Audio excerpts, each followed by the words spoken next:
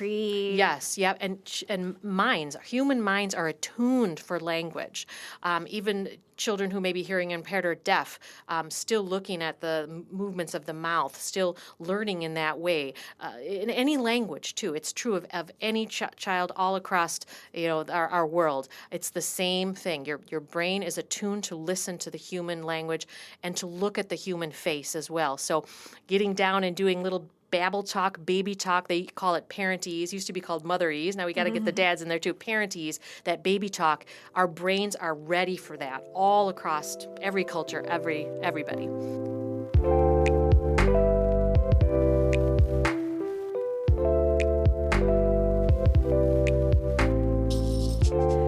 Welcome to the Rockford Public Library. I'm Lara Griffin, your host. What if the biggest predictor of a child's future as a reader isn't when they learn the alphabet or read their first book? What if it starts much earlier than that? Long before children can read, they're already building the skills they'll use for the rest of their life. Every conversation in the grocery store, every bedtime story, every nursery rhyme, ordinary moments that shape growing brains.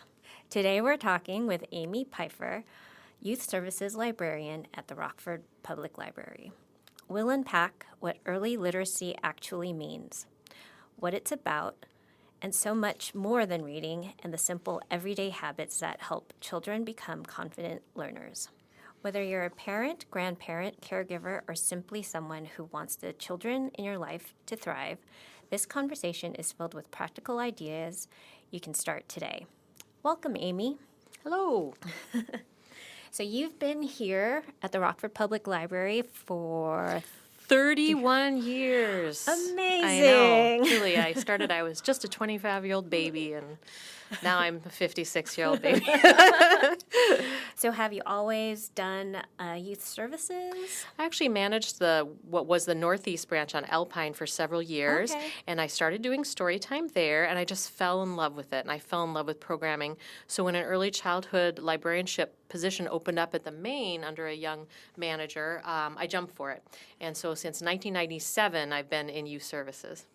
So what drew you to youth services? The programming aspect. Management is fine. Paperwork is not my strong suit. Programming is my strong suit. So I also spent a lot of time researching early literacy, early childhood, and how it fits into the library world. And so, I did a lot of background research, took some classes through the American Library Association, and really honed my specialty into that 0 to 5 age group. So when we say youth services, what age group are we looking at? Youth services, we kind of focus on 0 to 8, if you're talking early literacy concept. But our department serves children, babies, all the way to 6th, 7th grade. And then we have a young adult department that would be ages 13 to 19. So we're focusing on, preschool and early elementary and early middle school. That's great. So what is early literacy, and what does it mean? Right. Pretty simple definition. Early literacy means what you know about reading and writing before you read and write. Some people think early literacy is, cutting skills, tying your shoes. Those are pre-kindergarten skills, but early literacy is what you know about reading and writing before you can do that. Oh, interesting. So why are the first 5 years of a child's life important for literacy? So essential. It's brain science, really. In your brain, synapses occur, and over those synapses, neurons connect. So in 0 to 5, the more children learn, the more experiences they have, the more they're talked to, the more they're read to, those neurons connect over the synapses and make connections. And so from 0 to 8, especially regarding reading, it's so essential to read to kids, to talk to kids, to give them learning experiences, because after 8, around 2nd grade, it gets much more difficult to learn language, to learn how to read. So we really focus on that 0 to 8 parents and teachers to make those essential connections.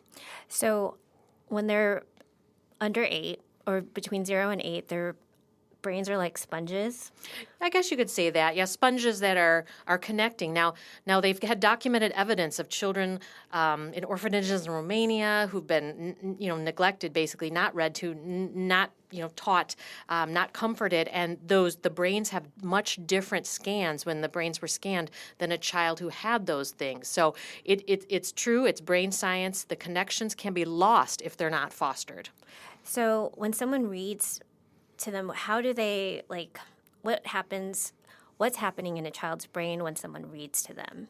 Yeah, in you can see it again on scans, like certain areas light up when you talk to babies, when you read with children. The connections are made. You're teaching them vocabulary. You're teaching them the rhythm of language. It's just so important on every level. So they don't even need to understand words. It's like that Yes, yeah, and human minds are attuned for language. Even children who may be hearing impaired or deaf, still looking at the movements of the mouth, still learning in that way.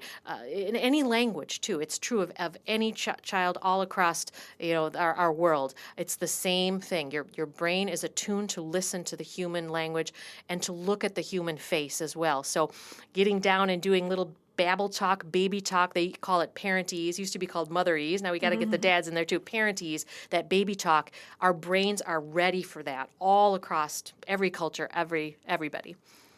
So is reading the only thing that builds literacy, or are there other everyday activities that help? Yeah, so the library follows this initiative started decades ago called Every Child Ready to Read. And again, years of study, professors and educators got together and developed this curriculum, this program, if you will, and it includes talking, reading, singing, writing, and playing. Those are the 5 key aspects to early literacy. Each one is important. Each one feeds into each other. So that's what we tell parents. Talking, reading, writing, singing, and playing will prepare the children for school and ready to read. So how do you fit that, in a day? Yeah, it's not easy. We're all busy. Young parents are especially busy. We also have a lot of competition with the things that we hold in our hand called phones and computers. So you don't have to make it really difficult. You can do a little bit every day. Just a little bit every day makes a difference. Before bedtime, in the tub. They even make books that can be wet, right? Mm-hmm. Throw a book in the tub. Do it when you're shopping. Put a book in the shopping cart. Rather than give your child a phone or an iPad, put some board books in your diaper bag. And when you're changing your child, give them a little board book. It's a good distraction as well when you're doing an activity they may not care for like that. So you can incorporate it not just before bed, like a long story time. You can put it in every aspect of your day. In the car, right? Give them a little bucket of board books in the car where they can hold the book and when you get a chance, read it. Not when you're driving, read it to them, but when you get a chance, read those board books. So yeah, you can incorporate it all through your day. So even having those books, it's just building that familiarity, and that's something they'll over time just gravitate to. Just gravitate to. And some people say, well, infants and toddlers, they can't read the words, but they're holding the book. They're learning how a book, how in our culture with English, the pages turn a certain way. In Japan, they turn the other way. So they're just seeing, you're modeling that behavior. They're learning what it feels like to hold a book, what the rhythm is, what the beginning and the middle and the end is when they're, a little older and you're doing that narrative skill, right? That stories and books have a beginning, middle, and end. Fairy tales have a beginning, middle, and end, a climax and a conclusion. So it's all good and all important to prep for reading for school. Do babies like rhyming because of the rhythm that it has? Most definitely. I read someone say, I think it was a Mem Fox, who's an author and illustrator from Australia, does wonderful books. She said, based on her studies, if you know 8 nursery rhymes by the time you're 8, the prediction that you'll be a good reader is very high because somebody's been working with you, somebody's been singing with you, a teacher, a parent has been reciting these. So yes, the rhythm of nursery rhymes, the rhythm of songs, the rhythm of language, it makes reading easier when they're to that point where they need to start reading. It's just it glosses the way for language. So yeah, very helpful. And so how about how about writing? How does that fit in for like preschooler or Yeah. when they don't. Writing is one of the 5 literacy skills, and writing teaches children that those words, letters, they symbolize a sound and they symbolize a word, which they'll be coming across in a book. So that's very, very tied to reading. And, even scribbling, right? That fine motor skills. We always try to incorporate, even in my infant, and early preschool story times, we try to write our names on the back of our projects or on the piece of paper. Even if it doesn't look like anything readable, they have that concept. They know that name is what they hear, what you call them. And then later it'll be words, and later it'll be sentences. So yeah, very important. And set up a writing corner rather in your house. It doesn't have to be fancy. A turned over box in the corner if you don't have a desk with paper and crayons and markers. When my child was young, they're 21 now, but Crayola had this cool pad you could put on the floor, and it was a clear marker that just showed up on the pad. So we didn't have to worry about my kid drawing on the floor or on the walls. It did the letters clear, and it showed up. So there are cool things like that, but you don't need anything fancy. Just scrap paper, newspaper, wax paper, even any kind of paper, even when your baby is little, for them to crush and feel the texture and then write on. It's just it's prime. It's good for their brain. What are some examples of playing? Yeah, playing, there's physical play, of course. Dramatic play is what's really tied to reading. And we see that at the library all the time. We have a wonderful play area at the main library on Wyman Street, and we hear kids interacting. We have a little bakery area. We have a Lego area. We have a light table. And they're creating scenarios for themselves with dramatic play. They're playing bakery. They're calling out, does anyone want a pizza? They're using some of the toys as magic wands. And you hear them talk to each other and share words together, and they're just like a story. They're putting themselves in a story, and it's related to reading. So dramatic play is really important, as is physical play. We do have a slide at the library as well, and so that's physical play. We always hope if they go down the slide, then they'll get out their sillies and their exercise and then grab a book. So just thinking about busy families, how can they make reading a part of their routine? Yeah, like I mentioned before, just incorporate it in your day. Pepper those books everywhere. And also, too, in the play areas in your home, in the children's room or in the family room, let's say they have a box of Hot Wheels. Throw a couple books about trucks in there. Mm-hmm. They may take a break and done with the cars and want to grab that book on trucks because they just played with a truck. If your child has fairy tales or dolls, Disney dolls, put a Disney book in there. And sometimes kids get a little fatigued from playing, and they might want to just plop down and read, take a little break and read. So you can incorporate those everywhere. Cookbooks, even for older children. I remember as a child, there was nothing more fun than my mother was cooking than spreading out her cookbooks, and the images were so vivid from the 1960s and 70s cookbooks, and I remember reading some of the text for some of those recipes. So, and reading can be done on the road too. Point out signs, right? Mm-hmm. We all need to know stop signs and train signs and road signs. Make it into a game. That was very popular before tablets when I was a kid, taking a road trip and looking at license plates, looking at different signs. So those little things, that all adds up during your day. How about audiobooks? Yeah, audio is fine too.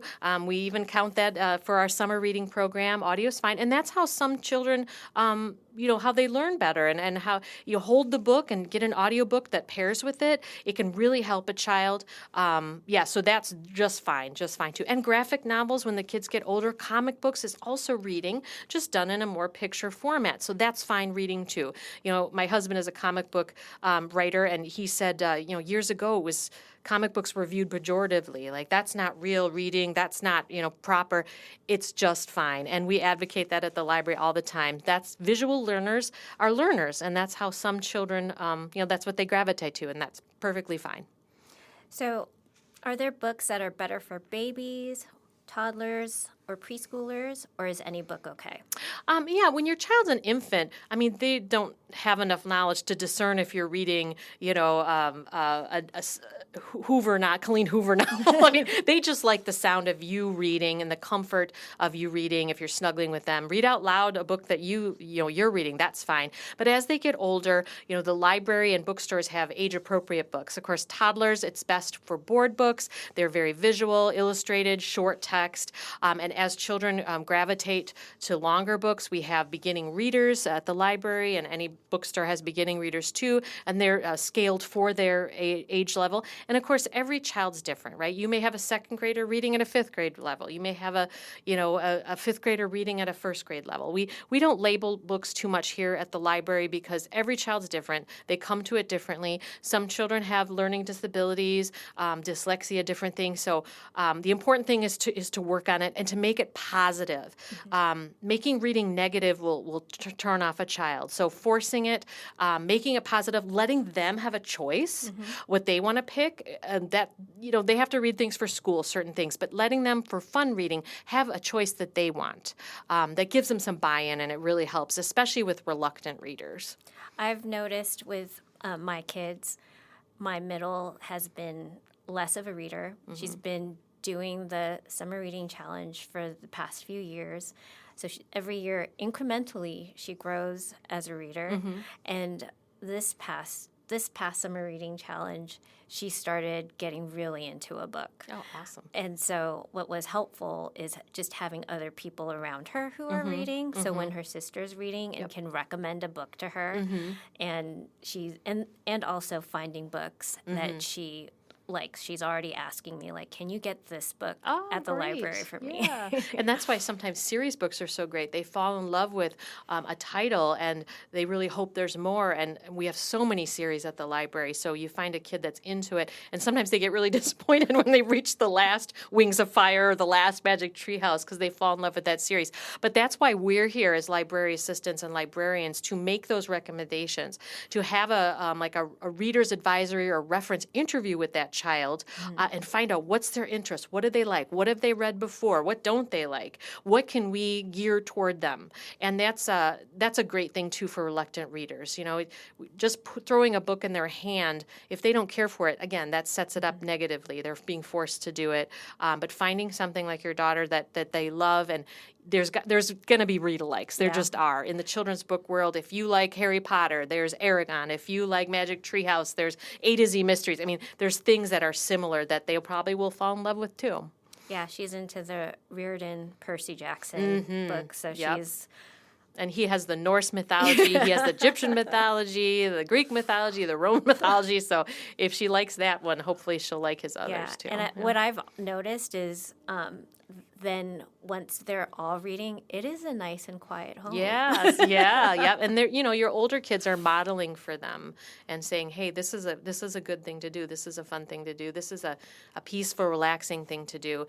And and the train has left the station regarding phones and tablets, and it will never go back that way, but I advocate for balance. Okay. So 10, 15 minutes a day can be carved out in a young child's schedule, a teenager's schedule, and that can add up during the week, and that makes a difference. So it doesn't have to be hours and hours, a little bit of a family read, just for 20 minutes a night, that's fine, and put down that phone for that period of time so you're not distracted and dive into a book. One of my coworkers, Erin, she reads chapter books to her children at night, and so they all listen, and they're all different ages, but they have a family chapter book, and I think that's wonderful, and it's so relaxing.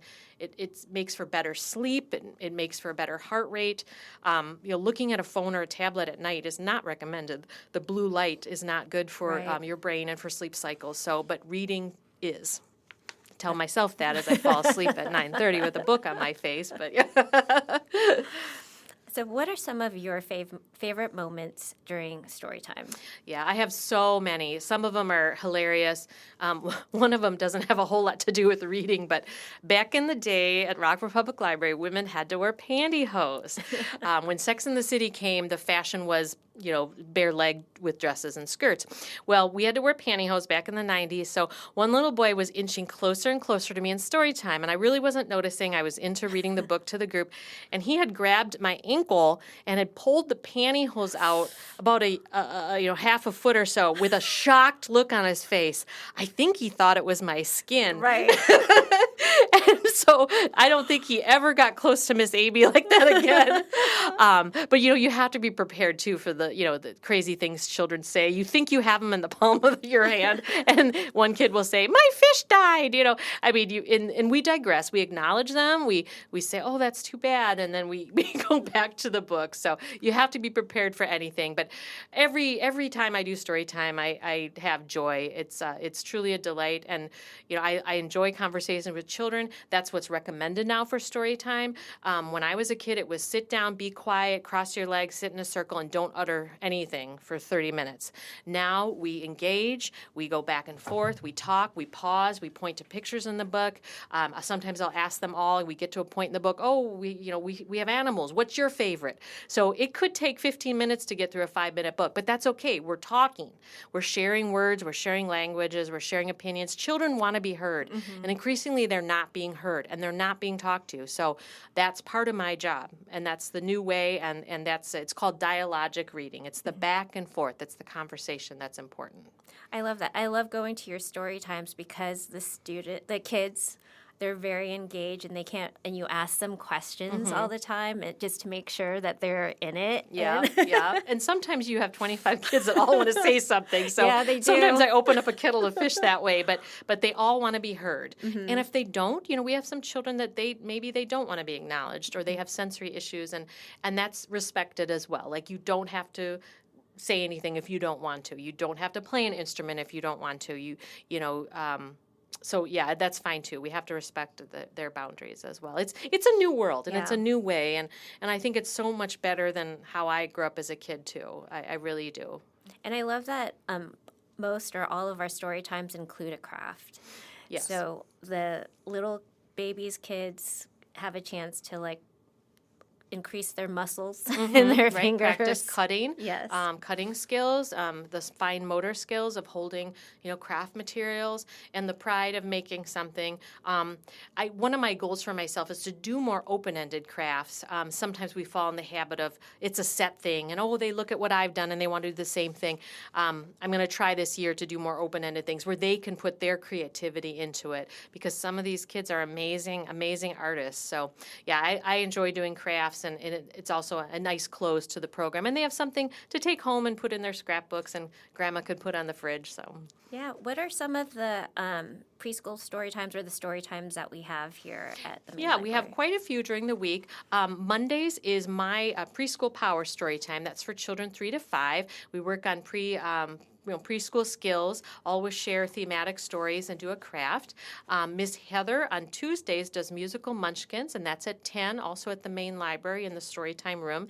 And she really focuses on music for her storytime. We have musical instruments that children get to use. She plays songs on the CD, sings books. It's very popular. I think this last week she had almost 30 people, so very popular. And then Miss Erin does the baby storytime every Wednesday at 10, and that's also very popular, and that's for 0 to toddling age. She does short books, music, and then has a little time after with toys and some parent time. Miss Sophia in our department, she's starting parent social time, and that's going to be Wednesdays after Miss Erin's story time. It concludes around 11, and she's inviting parents to come in and have a little bonding time with their children and talk to each other, and brings out the toys. And so that's because bonding and story time is really important too. Making those relationships is kind of an extra perk to these programs. Yeah, that's amazing. So what is one thing you hope that family members, caregivers would remember from this conversation? To incorporate reading, and don't make it too much or too tough. It can be done. Don't put a lot of pressure on yourself, but just do it a little bit every day, even a little bit more on the weekends if you have some free time. Also, come in to the library and use our resources. We're always happy to talk to parents about the best reading techniques, what books and materials are ideal. We have a lot of resources here and a lot of institutional knowledge that we can share. I'm not the only one that has that. There's everyone in our youth department is wonderful and very excited to talk to parents about reading. So yeah, come in and visit us at any Rockford Public Library branch. Come visit the main library. The youth services department is beautiful. So yeah, that's what I would say would be a good takeaway. Awesome. I have a few rapid fire questions for you. So your favorite picture book of all time? I would have to say, and it sounds really cliche, but I'd have to say Very Hungry Caterpillar, because it was my favorite as a child. I still, even as a 56-year-old librarian, I still read it every year. I have the puppet of it. I have the felt board story of it. It is so wonderful. It has every concept, colors, numbers, metamorphosis as a concept. It has a food concept. It's so rich in every way. It's amazing, just an amazing book. When I was a young librarian years ago, I got to meet Eric Carle at a library conference, and here he is, my hero, children's book illustrator and author. So I went up to him and I said, I was going to say something profound and how his picture books have changed my story times, et cetera, et cetera. And all I could say was, I love your books. He stared at me and he said, thank you, young lady. And he gestured to push me along. So, yeah, I humiliated myself in front of my hero, but I do love his books. And he's been gone for a few years, but I still use his material, every month usually. His books are very memorable. Yeah. And they're big and they're bold and he was wonderful. So what's one song that you would recommend every caregiver should know? One song. Oh, I don't know if I have one song, but just songs in general. Some of these early children's songs and nursery rhymes are becoming lost to the ages, and they're just so wonderful. So, and YouTube and the internet, you can type in a song and you can look up video on how to sing it, how to share it, how to count with your fingers. 5 little ducks went out one day. I mean, they're all there. They have wonderful teachers and librarians that share these songs. So music is essential. Play it at home, play it in your car, put on Siri, put on YouTube for children. Music needs to be a part of their life. And so I love all music, and I use so many songs every day. We do a welcome song at story time, make sure everyone gets a chance to help sing it. We do a concluding song. We do songs in between. So, yeah, it's a really important part. It should be an important part of a child's daily life. That's great. Mm-hmm. What's one children's book every adult should read? Let's see. One children's book every adult should read. I would say Where the Wild Things Are, because it really captures what children are. And children can be insolent, right? And children can talk back. And Max is a real child. And that book was a little radical for the time because he talks back to mom. She tells him to go to bed, and he says no. And, and in fact, that book has been on banned lists because the child is acting like a normal child. So to read that is to realize that children are what children are, and we have to love them. And they're learning their independence and sometimes standing up for themselves, and that's okay. That's part of life. Yeah. Yeah. So this is the last question. Mm-hmm. What's your favorite part of being a youth services librarian? Yeah, I was thinking about that actually the other day. Someone was asking me a similar question, and it is really the variety. In one day, I can be doing story time. I can be answering a reference question about the eclipse. I can be doing a podcast. Mm-hmm. I could be, creating a box with a pretend dinosaur inside for our summer reading club. So I think it's just the variety. I do something different every day, and that keeps me energized even after 31 years. So definitely the variety. I'm not saying being a manager doesn't have variety, but sometimes it's some of the same things. So, and I truly, with programming and our environment here at Rockford Public Library, we get quite an interesting slot of things to do. So that's a good part. Thank you, Amy, for being here with us today. Appreciate all that you've been doing for decades here at the library and just your investment in these little kids and helping them to be early readers. Thank you. I love it. And yeah. Plug away at it a few more years. Pass on my knowledge to the younger crew. Right. So if you haven't been to Amy's preschool story time, come take a look. It's a great place to bring your child and also to learn from her and just to see how to read, just to get an idea of reading to your kids, to play with your voice too. Mm-hmm. It makes such a difference. Definitely. We have a lot of fun. Yeah. Thanks, Amy. You're welcome.